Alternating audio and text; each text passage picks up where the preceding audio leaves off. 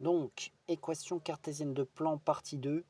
Donc, comment trouver, cette fois-ci, on nous demandait de trouver l'équation cartésienne du plan CDE. Et on avait montré que le vecteur AB était orthogonal au plan CDE. Et on sait que quand un vecteur est orthogonal à un plan, l'équation cartésienne du plan est de la forme ax carré plus bx plus cx plus d, enfin ax carré plus by plus cx plus cz plus d, égale 0 avec a, b, c les coordonnées du vecteur normal. Donc ici, on a le vecteur AB qui est normal au plan CDE, c'est-à-dire qu'il est orthogonal à ce plan. Donc on peut en déduire, puisque AB orthogonal à CDE, alors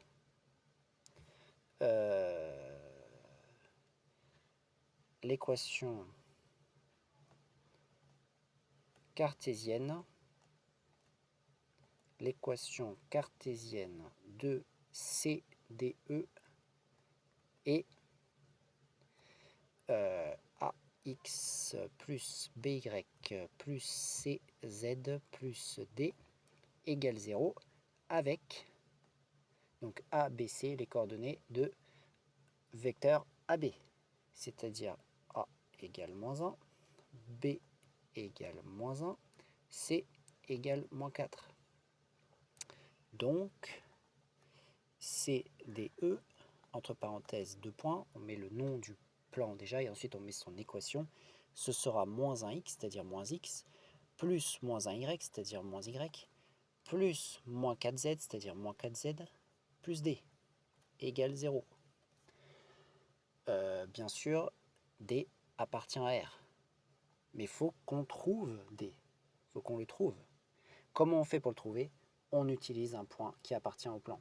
Ici, il nous affirme, on sait que on a 3 points qui appartiennent à ce plan, puisque c'est comme ça qu'on a nommé ce plan. Il s'appelle CDE, donc le point C, le point D, le point E appartiennent à ce plan. Et ici, on a les coordonnées de C. Donc on va utiliser les coordonnées de C. Généralement, on utilise les coordonnées du point qui a les coordonnées les plus simples. Et là, C a une coordonnée assez simple. Donc, on écrit que C de coordonnées 4, 0, 0 appartient à plan CDE. Donc, ces coordonnées vérifient l'équation cartésienne du plan. Tout point qui appartient au plan, ces coordonnées vérifient son équation au plan. Donc ça fait moins xc, moins yc, moins 4zc, plus d égale 0. Je remplace par les coordonnées. Y et zc sont tous les deux égales à 0. Il y a juste xc à remplacer en quelque sorte, puisque les autres s'annulent.